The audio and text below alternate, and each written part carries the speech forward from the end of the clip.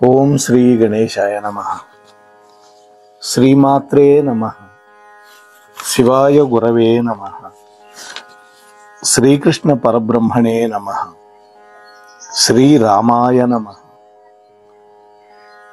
శ్రీ గురుభ్యో నమః. నారాయణం నమస్కృత్య నరం చైవ నరోత్తమం దేవీం సరస్వతీం వ్యాసం తతో జయముదీరయేత్. సచ్చిదానందరూపాయ విశ్వోత్పత్యాది హేతవే తాపత్రయ వినాశాయ శ్రీకృష్ణాయ వయం నమః.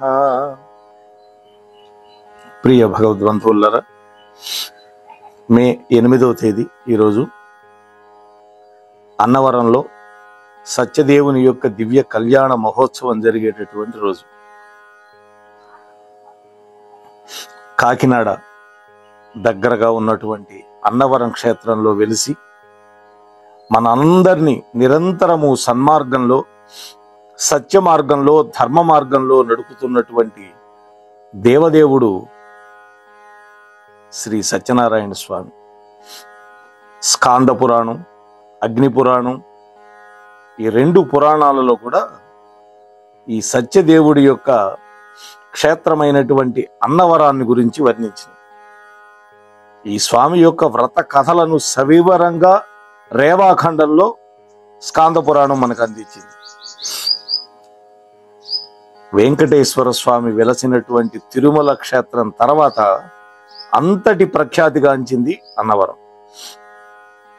విశేషం ఏంటంటే 2 క్షేత్రాలు కూడా కొండల మీదే ఉన్నాయి. వెంకటేశ్వరుడు వెంకటాద్రి మీద ఉంటే, రత్నాచలం మీద మేరు పర్వత పుత్రుడైనటువంటి రత్నాచలం, ఆ పర్వతం మీద ఉన్నది సత్యదేవుడు. ఈ స్వామిని మీసాల దేవుడు కూడా అంటారు. సత్యం ప్లస్ నారాయణం, ఈ 2 కలగలిసినటువంటి సత్యనారాయణుడు వీరత్వానికి ప్రతీక, ప్రతిరూపం. అంతేకాదు పాప ప్రక్షాళనం చేసేటటువంటి వాడు. వీరత్వానికి గుర్తుగా ఈ దేవుడికి పెద్ద పెద్ద మీసాలు ఉంటాయి. మా ఊళ్ళో ఉన్నటువంటి చెన్నకేశవ స్వామి కూడా మీసాలు ఉంటాయి. ఇలా మీసాలున్న దైవ రూపం అరుదు. సత్యం మహాధర్మం అని నమ్మే భక్తులకి ఈ సత్యనారాయణ స్వామి అనుగ్రహం తక్షణం లభిస్తుంది. నమ్మకం కావాలి, విశ్వాసం కావాలి. నిజానికి సత్యం అంటే అసత్యం కానిది మాత్రమే కాదు, వికారరహితమైనది, వైరాగ్యానికి మరో రూపం. అందుకే ఈ దేవుణ్ణి గనక ఆరాధిస్తే వైరాగ్యము, భక్తి, జ్ఞానం, ఈ 3 కూడా సిద్ధించి ప్రతి వ్యక్తి కోరుకునేటటువంటి పరమపదం ఉన్నదే మోక్షం. ఆ మోక్ష ప్రాప్తి కూడా కలుగుతుంది అని మన పురాణాలు చెబుతున్నాయి. అటువంటి సత్యనారాయణ స్వామి గురించి ఈ రోజున మనం చెప్పుకునే ప్రయత్నం చేద్దాం. మానవ జాతి యొక్క అభ్యున్నతి కోసం, రక్షణ కోసం, ధర్మాన్ని పరిరక్షించటం కోసం, తన భక్తులను ఉద్ధరించటం కోసం వైకుంఠవాసుడైనటువంటి శ్రీమన్నారాయణుడు అనేక అవతారాలు ధరించాడు. వాటిల్లో దశావతారాలు చాలా ప్రాముఖ్యత కలిగినవి. శ్రీమద్ భాగవతం అయితే స్వామి 21 అవతారాలు ధరించాడు అని చెప్తారు. అయితే ఆ 21 అవతారాల్లో కూడా లేనటువంటి అవతారాలు ఈ కలియుగంలో మన అందరినీ ఉద్ధరించడానికి 2 ఉన్నాయి ప్రధానంగా. ఒకటి తిరుమల శ్రీనివాసుడైతే, 2 శ్రీ వీర వెంకట సత్యనారాయణ స్వామి వారు.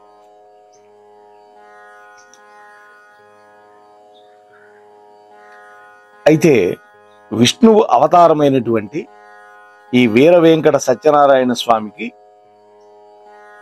ఆంధ్ర రాష్ట్రంలో ప్రాముఖ్యమైనటువంటి గుడి ఏది అంటే అన్నవరం. మరి ఇక్కడ స్థల పురాణం ఏం చెబుతోంది? స్థల పురాణం ప్రకారం గనక చూస్తే పర్వత శ్రేష్ఠుల్లో ఒకడైనటువంటి మేరు పర్వతం. ఈ మేరు పర్వతం చుట్టూతా సూర్య భగవానుడు ప్రదక్షిణ పురస్సరంగా తిరుగుతాడు. అందువల్లే మనకి రాత్రి పగళ్ళు ఏర్పడుతున్నాయి. ఆ మేరు పర్వతానికి ఒకనప్పుడు ఆలోచన కలిగింది, శ్రీ మహావిష్ణువు గురించి తపస్సు చేయాలి అని. అలా తపస్సు చేశాడు. ఆ విష్ణుమూర్తి యొక్క అనుగ్రహంతో 2 పుత్రులని కన్నాడు. ఆ 2 కూడా పర్వతాలే. ఒకడేమో భద్రుడు, మరొకడు రత్నకుడు. ఈ భద్రుడు విష్ణుమూర్తి గురించి తపస్సు చేసి శ్రీరామచంద్రమూర్తికి నివాసమైనటువంటి భద్రాచలంగా మారిపోయాడు. భద్రుడు అచలంగా మారాడు కాబట్టి, అచలం అంటే కొండ, భద్రాచలం. చివరికి భద్రాద్రి రాముడుగా పిలిపించుకున్నాడు రామచంద్ర ప్రభు. చూడండి, ఈ రత్నకుడు రెండో కొడుకు అని చెప్పుకున్నాం కదా, ఇతడు కూడా తన సోదరుడులాగానే విష్ణుమూర్తి గురించి తపస్సు చేశాడు. విష్ణుమూర్తిని మెప్పించాడు. అప్పుడు మహావిష్ణువు శ్రీ వీర వెంకట సత్యనారాయణ స్వామిగా వెలిసేటటువంటి రత్నగిరి కొండ లేదా రత్నాచలంగా మారేటట్టుగా వరం పొందాడు. అంటే భగవంతుణ్ణి వహించేటటువంటి, మోసేటటువంటి భాగ్యాన్ని పొందారు 2 అన్నదమ్ములు. ఒకళ్ళు రాముణ్ణి అయితే మరొకడు అదే విష్ణువు యొక్క అవతారమైనటువంటి సత్యనారాయణ స్వామి. తూర్పుగోదావరి జిల్లా పిఠాపురానికి సమీపంలో గోరస గ్రామానికి ఆ రోజుల్లో జమీందారులు, రాజులు. ఆయన పేరు రాజా ఇనుగంటి వెంకట రామారాయణీయం బహద్దూర్. ఆయన ఏలుబడిలో ఉంది.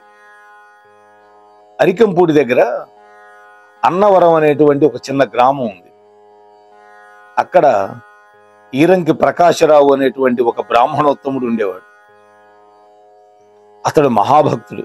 ఒకనాడు శ్రీ మహావిష్ణువు ఇతడికి, అలాగే ఇనుగంటి వెంకట రామారాయణి బహద్దూరికి ఏకకాలంలో కలలో కనపడ్డాడు. ఆ రోజుల్లో పరమాత్మ మన మాంస నేత్రాలకి దర్శనం ఇవ్వడు, కేవలం కలలో స్వప్న దర్శనం మాత్రం ఇస్తాడు. ఆ విధంగా స్వప్నంలో ఇద్దరికీ స్వామి కనపడ్డాడు. రాబోయేటటువంటి శ్రావణ శుక్ల విధియ మఖా నక్షత్రం ఉన్న రోజు, గురువారం రోజు రత్నగిరి మీద నేను వెలయబోతున్నాను అన్నాడు. అయితే మన అదృష్టం కొద్దీ ఈ రోజు కూడా గురువారం అయింది. 8వ తేదీ మఖా నక్షత్రం, శ్రావణ శుక్ల విధియ ఆ రోజు. అయితే ఇవాళ గురువారం మాత్రమే మనకు కలిసి వచ్చింది. శ్రావణ మాసంలో వెలిసాడు స్వామి. ఇప్పుడు వైశాఖ మాసం. ఈ వైశాఖ మాసంలో ఏకాదశి రోజున కళ్యాణం జరుపుతారు అక్కడ రమాదేవితోటి. నీవు నన్ను శాస్త్ర నియమానుసారం ప్రతిష్ఠించి సేవించుకో అని చెప్పి మాయమయ్యాడు. ఇది స్థల పురాణం చెబుతోంది. మరోజు ఇద్దరు కలిసి తమకు వచ్చినటువంటి కళని చెప్పుకున్నారు. కరనామ సంవత్సరం శ్రావణ శుక్ల పాడ్యమి నాటికే అందరూ అన్నవరం చేరుకున్నారు. చూడండి, శ్రావణ శుక్ల విధియ రోజు అవతరిస్తానని చెప్పాడు కదా స్వామి, అందుకని ముందు రోజే వెళ్ళారు అందరూ. అక్కడ స్వామి వారి కోసం వెతుకుతూ ఉన్నారు. ఆ ప్రాంతంలో ఒక అంకుడు చెట్టు ఉంది. ఔషధాల గని అంటారు అంకుడు చెట్టు. దీన్ని కృష్ణ కుటజమ్ము అని కూడా పిలుస్తారు. ఆ చెట్టు కింద పొదలో స్వామివారి యొక్క పాదాల మీద సూర్యకిరణాలు పడి తళుక్కను మెరుస్తున్నాయి. వెంటనే వాళ్ళు ఆ పొదను తొలగించారు. అక్కడ తవ్వకం జరిపారు. స్వామి యొక్క విగ్రహాన్ని కనుక్కున్నారు. వెంటనే ఆ విగ్రహాన్ని రత్నగిరి కొండ మీదకి తీసుకువెళ్లారు. కాశీ నుంచి తెప్పించినటువంటి విభూతి, మహావైకుంఠ నారాయణ యంత్రాన్ని విష్ణు పంచాయతన పూర్వకంగా సాధారణ నామ సంవత్సరం, అది 1891 ఆగస్టు 6వ తేదీన ప్రతిష్టాపన చేశారు. ఆలయాన్ని తర్వాత 1934లో మళ్ళీ పునర్నిర్మాణం కూడా చేశారు. అంటే అప్పటికంత డెవలప్మెంట్ లేదు. ఇక్కడ పంచాయతనం ఉండడం వల్ల దానికి ప్రతీకగా ముందు గణపతి, ఆ తరువాత శంకరుడి యొక్క చిహ్నాలు కలిగినవి, శూల శిఖరాలతో కలిగినవి ఉన్నాయి. అక్కడ 2 చిన్న విమాన గోపురాలు, మధ్యలో ప్రధాన విమాన గోపురం, వెనక వైపు ఆదిత్యుడి దేవత అంటే సూర్య భగవానుడు, అలాగే అంబికా దేవత. వీళ్ళకి ప్రతీకలైనటువంటి చక్రము, శిఖరాలు ఉన్నటువంటి మరి 2 విమాన గోపురాలు కూడా ఉన్నాయి. ఒకే చోట ఇన్ని విధాలైనటువంటి భిన్న దేవతా చిహ్నాలు ఉండటం అనేది అపురూపం. అన్ని చోట్ల ఉండదు అది.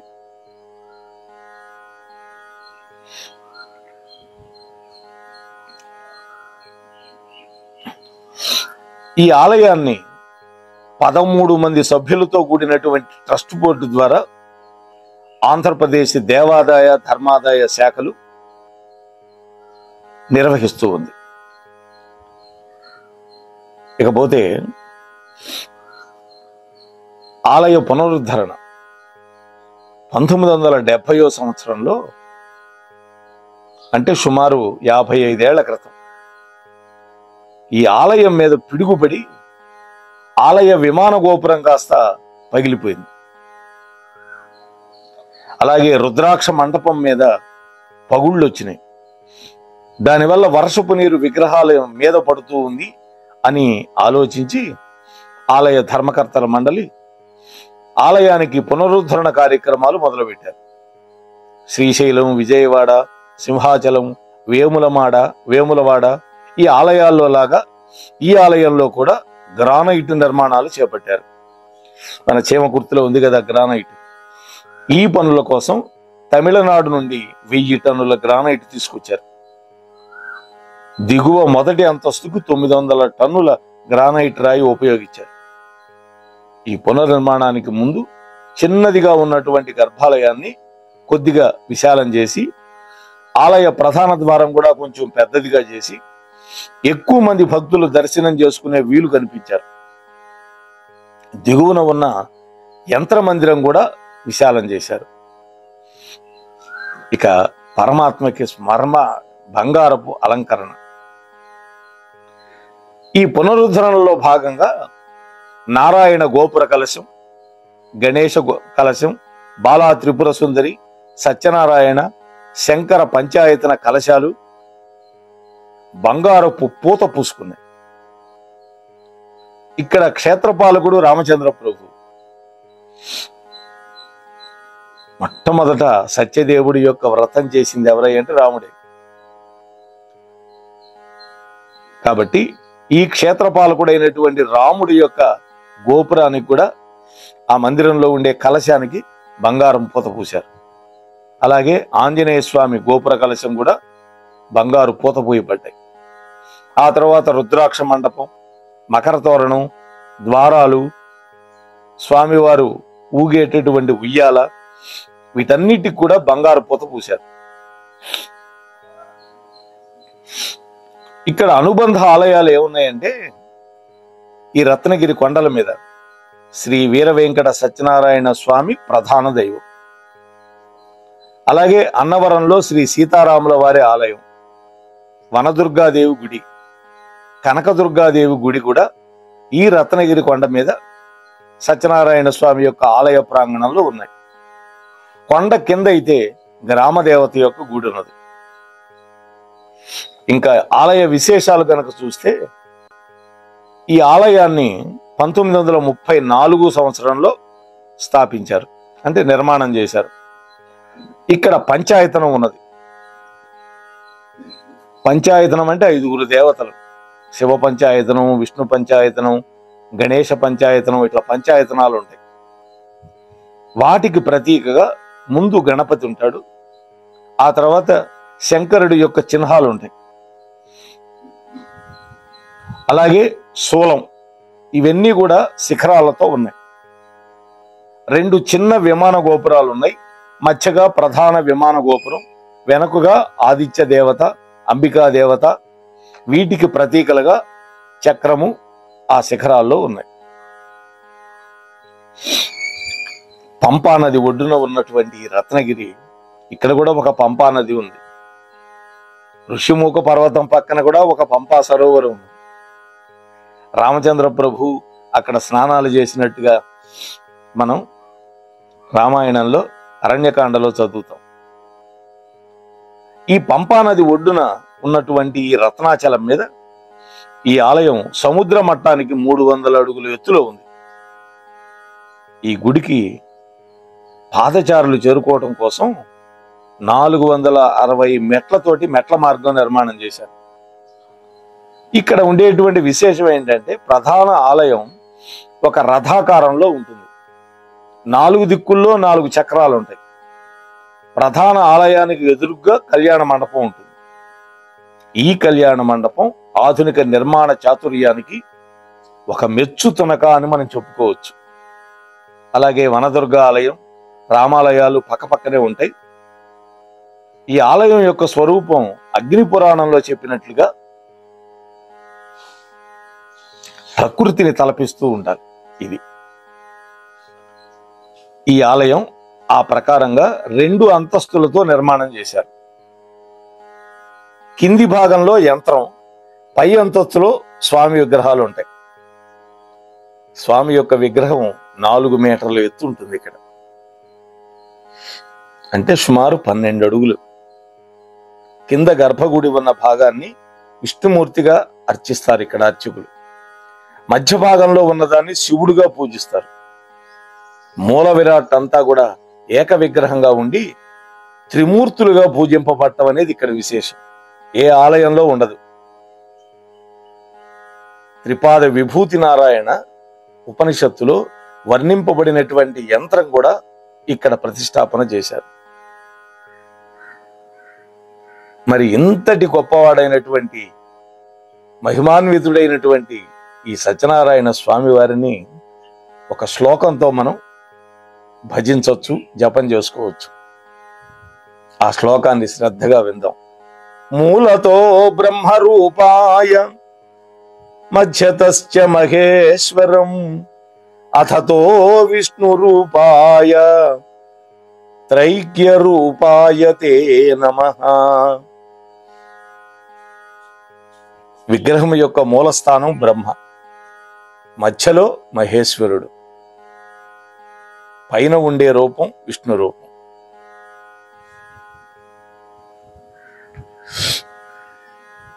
ఈ ఆలయంలో ప్రత్యేక పూజలు ఏం జరుగుతాయి? ఉదయం 6 గంటల నుంచి సాయంత్రం 6 గంటల వరకు సత్యనారాయణ స్వామి యొక్క వ్రతాలు నిర్వహిస్తారు. ఇది ఒక ప్రత్యేకత. సామూహిక సత్యనారాయణ స్వామి వ్రతాలు. సాధారణ వ్రతం అయితే 150 రూపాయలు, ప్రత్యేకమైతే 300, ధ్వజస్తంభం వద్ద చేసుకుంటే 700, విశిష్టమైన వ్రతం అయితే 1500. ఇలా సామాన్య మానవుల దగ్గర నుంచి డబ్బున్న వాళ్ళ వరకు రకరకాల వ్రతాలు సిస్టమ్స్ ఉన్నాయి. వ్రతం చేయించుకునేటువంటి భక్తులు కొబ్బరికాయలు, అరటిపళ్ళు తీసుకొస్తే సరిపోతుంది.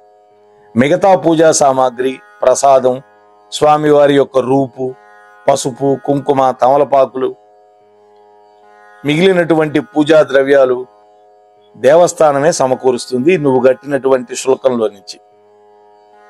ఈ వ్రతం చేసుకునే భార్యాభర్తలతో పాటు వాళ్ళ పిల్లలను కూడా అనుమతిస్తారు కూర్చోటానికి.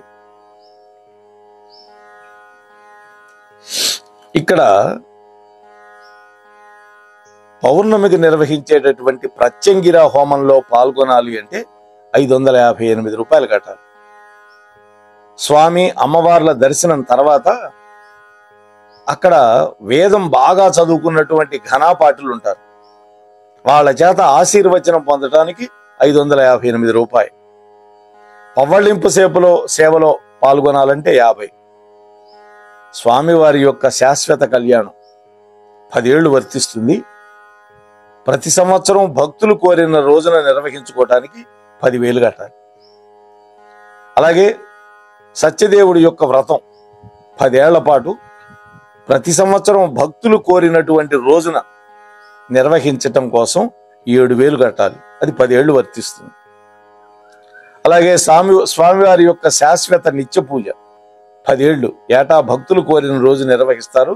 దానికి 500 కడితే చాలు. స్వామివారి యొక్క మూలవరులకి అభిషేకం ప్రతి నెల మఖా నక్షత్రం రోజున చేస్తారు. ఎందుకని? మఖా నక్షత్రం రోజు స్వామివారు వెలిశాడు కాబట్టి. దానికి 3,000. ఈ రత్నగిరి మీద సప్త గోపూజ నిత్యం జరుగుతుంది. దానికి 116 రూపాయలు రుసుము చెల్లిస్తే చాలు. అలాగే సత్యనారాయణ స్వామి మూల విరాట్కి స్వర్ణ పుష్పార్చన అంటే 108 బంగారు పుష్పాలతోటి పూజ చేసి అందరికీ ప్రసాదం అందిస్తారు. దీనికి 3,000 రుసుము కట్టాలి. అలాగే రోజు తెల్లవారుజామున 4 గంటలకు సుప్రభాత సేవ, 5 గంటలకు ధూప సేవ, ఉదయం 7 గంటలకి బాలభోగం, 7:30 బలిహరణ. బాలభోగం అంటే స్వామివారికి నైవేద్యం. మనం బ్రేక్ఫాస్ట్ అంటల్లా దాన్ని బాలభోగం అంటాం. ఉదయం 8 గంటల నుంచి 11 గంటల వరకు 4 వేదాల పారాయణం జరుగుతుంది. మధ్యాహ్నం 12 గంటలకి మహానివేదన, సాయంత్రం 6 గంటలకి ధూపసేవ, రాత్రి 7 నుంచి 8 వరకు దర్బారు సేవ ఉంటుంది. అంటే ఆ రోజు జరిగినటువంటి విశేషాలన్నీ అక్కడ వివరిస్తారు స్వామివారికి. రాత్రి 8:30 నుంచి 9 గంటల వరకు ఏకాంత సేవ. అయితే ఇక్కడ వసతి భోజన సౌకర్యాలు ఏమిటో తెలుసుకోవాలిగా. ఈ రత్నాచలం మీద దేవస్థానం యొక్క సత్రాలు ఉన్నాయి, కాటేజీలు ఉన్నాయి, భక్తులకు వసతి కల్పిస్తారు. మొత్తం మీద సుమారుగా 500 గదులు ఉన్నాయి.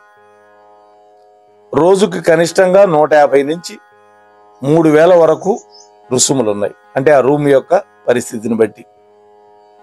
వీటికి ఆన్లైన్ ద్వారా బుకింగ్ ఉన్నది. వీటితో పాటు అనేకమైన ప్రైవేటు సత్రాలు, ఆధ్యాత్మిక సంస్థల యొక్క వసతి గృహాలు ఎన్నో ఉన్నాయి. అలాగే నిత్యాన్నదాన పథకం కింద భక్తులకు ఉచితంగా అన్నప్రసాదం పెడతారు. ఇక పండుగలు, ఈ రత్నాచలం మీద ఎప్పుడు కూడా నిత్య కళ్యాణం, పచ్చతోరణం. శ్రావణ శుద్ధ విధియ శ్రీ సత్యనారాయణ స్వామి యొక్క జయంతి ఉత్సవం జరుపుతారు. ఎందుకని? ఆ రోజు వెలిశాడు కాబట్టి. వైశాఖ శుద్ధ దశమి, వైశాఖ బహుళ పాడ్యమి, ఈ 5 రోజులు వైశాఖ శుద్ధ దశమి మొదలుపెట్టి వైశాఖ బహుళ పాడ్యమి వరకు స్వామివారి యొక్క కళ్యాణోత్సవాలు జరుగుతాయి. ఇవాళ వైశాఖ శుద్ధ ఏకాదశి 8వ తేదీ. అందుకని స్వామివారి యొక్క కళ్యాణం ఈరోజు అంగరంగ వైభవంగా జరుగుతుంది. చైత్ర శుద్ధ పాడ్యమి ఉగాది రోజు పంచాంగ శ్రవణం ఉంటుంది. శ్రీరామనవమి, రాముల వారి గుడి కూడా ఉంది కదా, క్షేత్రపాలకుడు ఆయనేనని చెప్పుకున్నాగా. ఆ రోజు సీతారాముల యొక్క కళ్యాణం. చైత్ర మాసంలో బహుళ షష్ఠి రోజు కనకదుర్గమ్మకు తిరణాలు జరుగుతుంది. శ్రీకృష్ణాష్టమి జరుగుతుంది శ్రావణ మాసంలో బహుళ అష్టమి రోజు. వినాయక చవితి, అలాగే గణపతి యొక్క నవరాత్రి ఉత్సవాలు కూడా జరిపిస్తారు. ఎందుకని? వినాయకుడు కూడా ఇక్కడున్నాడు పంచాయతనంలో భాగంగా. దేవీ నవరాత్రులు యంత్రాలయంలో 1,00,000 కుంకుమార్చన జరుగుతుంది. కార్తీక పౌర్ణమి, ఈ రోజున గిరి ప్రదక్షిణం చేస్తారు.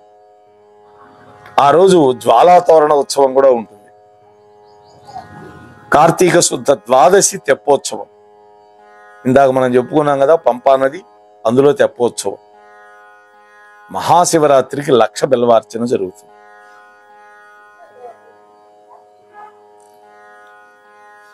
ఇక్కడ మనం తులసి వనాన్ని దర్శించవచ్చు.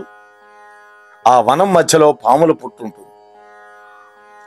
అలాగే ఉద్యానవనం కూడా ఉంటుంది. ఇక్కడ భక్తులందరూ సేద తీర్చడం కోసం చక్కటి ఏర్పాట్లు చేశారు. అందమైన పూల మొక్కలు, పొగడ చెట్లు, పూజలకు ఉపయోగపడే అనేకమైనటువంటి పత్రి, అలాగే ఉద్యానవనంలో కూర్చోటానికి సిమెంట్ బల్లలు అన్ని కూడా పెట్టారు. మరొక విశేషం ఉంది. ఈ రత్నాచలం మీద వేంచేసి ఉన్నటువంటి శ్రీ సత్యనారాయణ స్వామి వారి యొక్క ప్రాముఖ్యతకి గుర్తుగా స్వామివారిని దర్శించేందుకు వచ్చే భక్తజనానికి ప్రయాణ సౌకర్యాలు కలిగించే దృష్టితోటి రైల్వే శాఖ ఒక ఎక్స్ప్రెస్ కూడా పెట్టింది. దాని పేరు రత్నాచల ఎక్స్ప్రెస్. ఇది విశాఖపట్నం, విజయవాడల మధ్య నడుస్తుంటుంది. అన్నవరం స్టేషన్లో కూడా ఇది ఆగుతుంది. దాని పేరు రత్నాచల్ ఎక్స్ప్రెస్. ఇన్ని విశేషాలు ఉన్నాయి ఈ యొక్క స్వామి యొక్క సన్నిధిలో. ఇకపోతే అతి ముఖ్యమైనటువంటి విషయం సత్యనారాయణ స్వామి వ్రతం. అనేక సందర్భాల్లో మనం సత్యనారాయణ స్వామి వ్రతం మన ఇళ్లలో చేసుకుంటాం. ముఖ్యంగా వివాహమైనటువంటి తర్వాత నూతన వధూవరుల చేత సత్యనారాయణ స్వామి వ్రతం చేయిస్తారు. గృహప్రవేశం చేస్తే ఆ ప్రవేశం చేసినటువంటి దంపతులు సత్యనారాయణ స్వామి వ్రతం చేస్తారు. ఇది అనూచారంగా వస్తున్నది ఈ ఆచారం.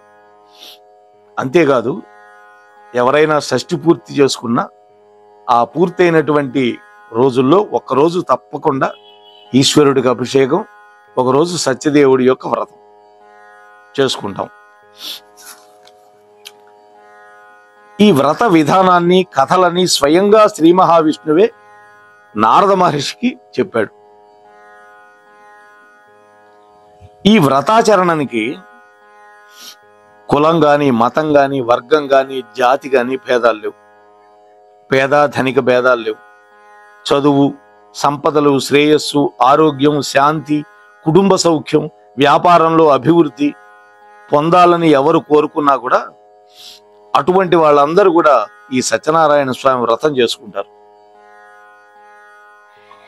ముందుగా మంటపారాధన చేసి అందులో నవగ్రహ దేవతలని, అష్టదిక్పాలకులని, పంచలోక పాలకుల్ని పూజించి ఆ తర్వాత కలశ స్థాపన చేసి ఆ కలశంలోకి సత్యదేవుణ్ణి ఆవాహన చేసి వ్రతం చేసుకుంటారు. ఈ వ్రతం వల్ల ఆధ్యాత్మిక చింతనే కాకుండా ఆరోగ్య ప్రయోజనాలు కూడా అంతర్లీనంగా ఉంటాయి. సాధారణంగా ఈ వ్రతం కార్తీక మాసంలో ఆదివారం, దశమి, ఏకాదశి, పౌర్ణమి తిథుల్లో చేసుకుంటారు. అయితే ఆ రోజులు ప్రసిద్ధమే అయినా కూడా నిజానికి ప్రతిరోజు కూడా ఈ వ్రతం చేసుకోవడానికి యోగ్యమైంది. అందుకే కదా స్వామివారి యొక్క సన్నిధిలో ప్రతిరోజు వ్రతాలు జరిగేది. ఈ వ్రతానికి 5 కథలు ఉంటాయి. వీటిని చదివిన, శ్రవణం చేసిన, ఈ వ్రతం చేసుకున్న, ఈ వ్రతాన్ని చూసిన, వ్రతం చేసుకున్న తర్వాత వాళ్ళు ఇచ్చే ప్రసాదం పుచ్చుకున్న శుభకరం, పాపహరం, పుణ్యం లభిస్తుంది. స్వామివారి ఈ వ్రతాన్ని మొట్టమొదటి చేసింది ఎవరని చెప్పుకున్నాం? ఈ క్షేత్రానికి పాలకుడైనటువంటి రామచంద్ర ప్రభు. మనం కోరుకున్నటువంటి వరాలు ఇచ్చే స్వామి కాబట్టి ఈ క్షేత్రానికి అన్నవరం అనే పేరు వచ్చిందని కూడా పెద్దలు చెబుతారు. ఈ సత్యదేవుడికి అన్నవరంలోనే కాకుండా ఆ జిల్లాలో ఉన్నటువంటి రాజమండ్రి, ఏలేశ్వరం, రియాలి, దక్షారామం ఈ ప్రదేశాల్లో కూడా ఈ ఆలయాలు ఉన్నాయి. అంతేకాదు ఉత్తర భారతదేశంలో ఉత్తరాఖండలో ఆదిబద్రి, కాశీ, హరిద్వార్, రిషికేశ్ ఈ మార్గంలో కూడా స్వామివారి యొక్క ఆలయాలు ఉన్నాయి. అలాగే గుజరాతీ, మరాఠీ, కన్నడ, కాశ్మీరీ, హిందీ, సంస్కృతం మొదలైనటువంటి భాషల్లో ఈ వ్రత కథలని అనువాదం చేశారు. అంటే ఆయా రాష్ట్రాల వాళ్ళందరూ ఈ వ్రతం చేసుకుంటున్నారని మనం అర్థం చేసుకోవాలి. ఈ వ్రతాన్ని వ్యక్తిగతంగా ఇళ్లల్లో చేసుకోవటం పక్కన పెడితే సామూహికంగా నిర్వహించే ఆచారం కూడా ఉంది. దీనివల్ల కుటుంబ భద్రత, సమాజ ఐక్యత కూడా చేకూరుతుంది. సత్యాన్నే స్వరూపంగా కలిగి, సత్యానికి మూలస్థానమైనటువంటి, సత్యాన్నే నేత్రాలుగా నిలిపి, సత్యాన్నే నామంగా ధరించి, సత్యాన్ని ఆశ్రయించినటువంటి వాళ్ళకి అండదండలుగా నిలిచేటటువంటి ఓ సత్యనారాయణ స్వామి, నిన్ను శరణు వేడుకుంటున్నాను అంటూ స్వామివారిని అత్యంత భక్తి శ్రద్ధలతోటి మనం ఆరాధిద్దాం. స్వామివారి యొక్క దివ్యమైనటువంటి భవ్యమైనటువంటి అనుగ్రహానికి పాత్రులమవుదాం అని మీతో మనవి చేసుకుంటూ ముగిస్తున్నాను. స్వస్తి. మోహన్వాణి తెలుగు పోడ్కాస్ట్ వింటున్న శ్రోతలందరికీ హృదయపూర్వక ధన్యవాదాలు. వినండి, వినిపించండి, వింటూనే ఉండండి మోహన్వాణి తెలుగు పోడ్కాస్ట్. మీరు వింటున్నారు మోహన్వాణి. మా కార్యక్రమాలు మీకు నచ్చితే ఇప్పటివరకు మా ఛానల్కి సబ్స్క్రైబ్ చేసుకోకపోతే వెంటనే ఈ క్షణమే సబ్స్క్రైబ్ చేసుకుని ఆ పక్కనుండే బెల్ బటన్ని మ్రోగించి అందరికీ షేర్ చేసి మీ విలువైన కామెంట్ను కూడా చేసి మమ్మల్ని ప్రోత్సహిస్తారని కోరుతున్నాను.